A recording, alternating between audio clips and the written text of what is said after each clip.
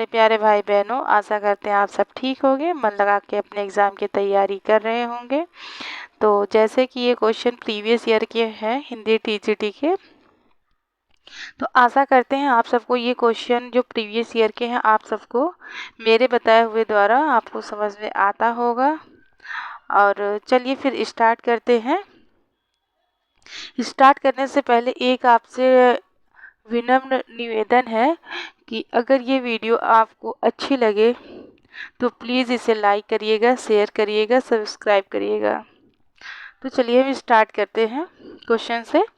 मैं इस्लाम के महत्व को भूल नहीं रहा हूँ, लेकिन जोर देकर कहना चाहता हूँ कि अगर इस्लाम ना आया होता तो भी इस साहित्य का 12 आना वैसा ही होता जैसा आज है।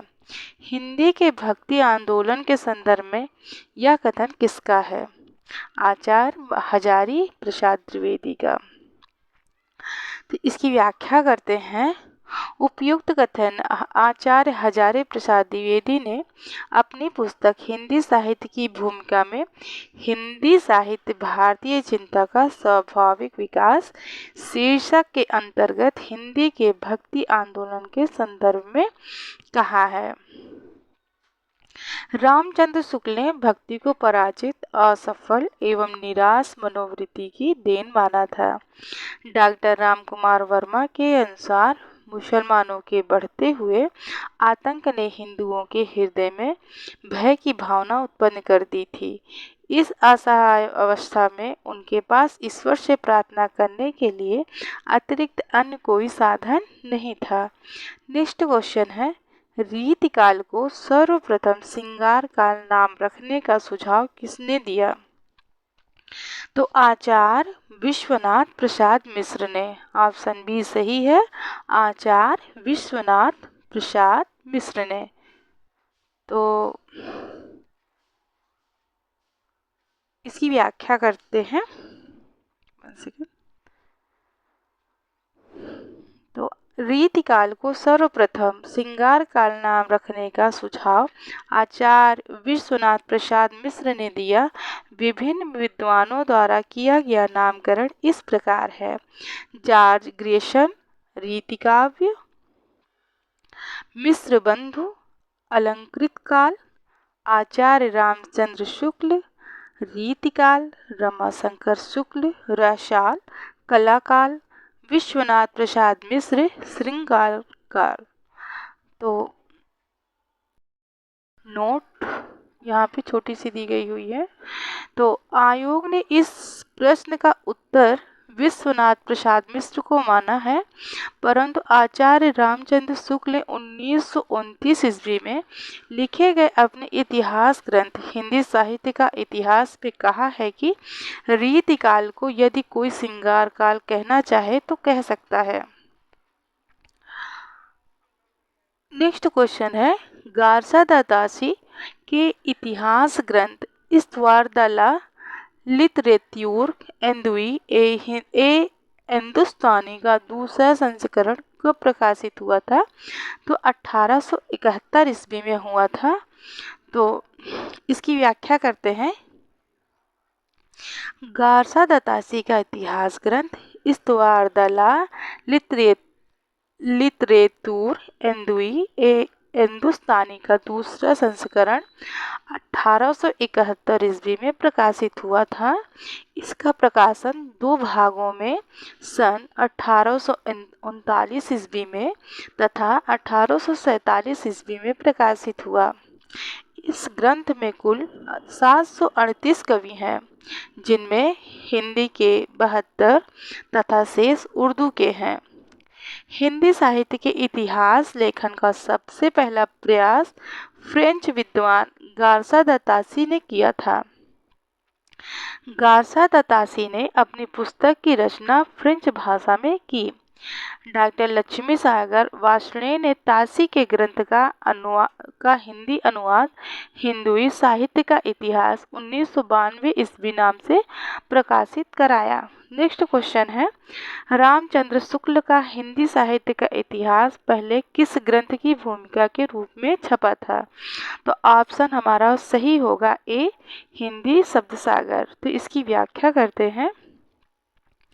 आचार्य रामचंद्र शुक्ल का हिंदी साहित्य का इतिहास पहले हिंदी शब्द सागर की भूमिका के रूप में 1929 ईस्वी प्रकाशित हुआ। हिंदी साहित्य के अब तक लिखे गए इतिहासों में आचार्य रामचंद्र शुक्ल द्वारा लिखे गए हिंदी साहित्य का इतिहास को सबसे प्रामाणिक तथा व्यवस्थित इतिहास माना जाता है। तो हिंदी साहित्यिक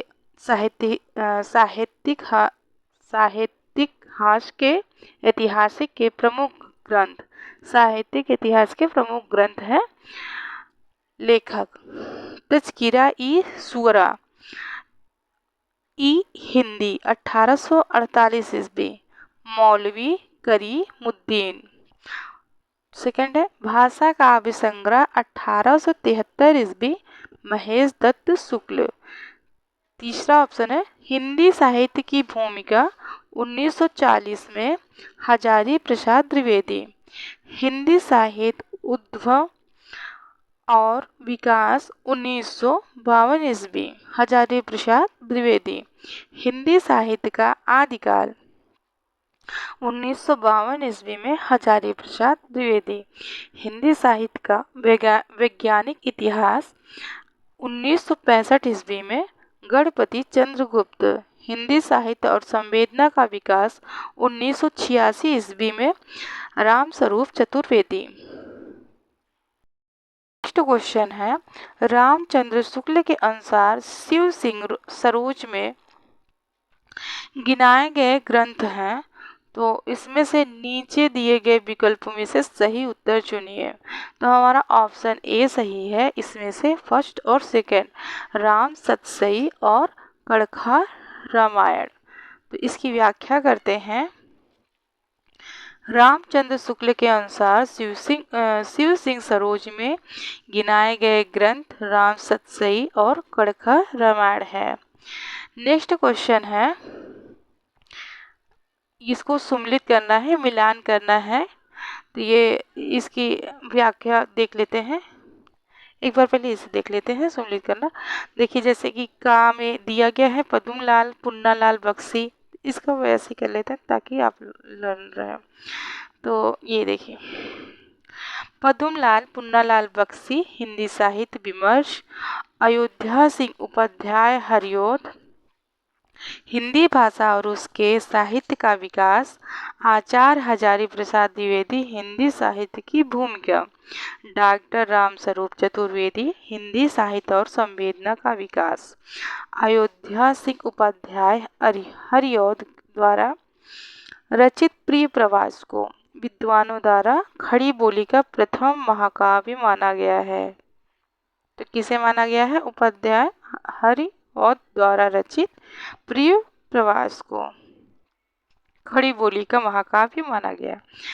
पुनर्वा तथा अनाम दास का पोथा हजारी दास द्विवेदी के प्रसिद्ध उपन्यास है।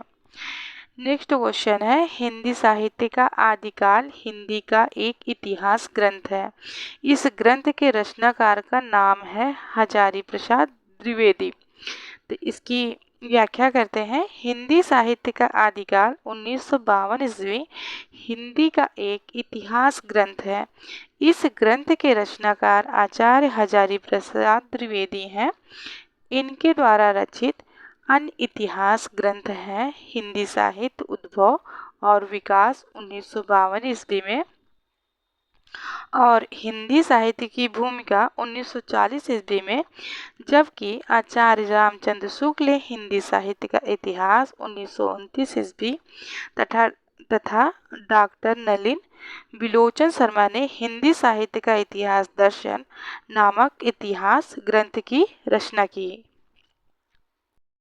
नेक्स्ट क्वेश्चन है, राजस्थानी भाषा और साहित्य पुस्तक के लेखक हैं। तो ऑप्शन बी सही है, मोतीलाल मिनारिया। इसकी व्याख्या करते हैं। राजस्थानी भाषा और साहित्य के लेखक डॉक्टर मोतीलाल मिनारिया हैं।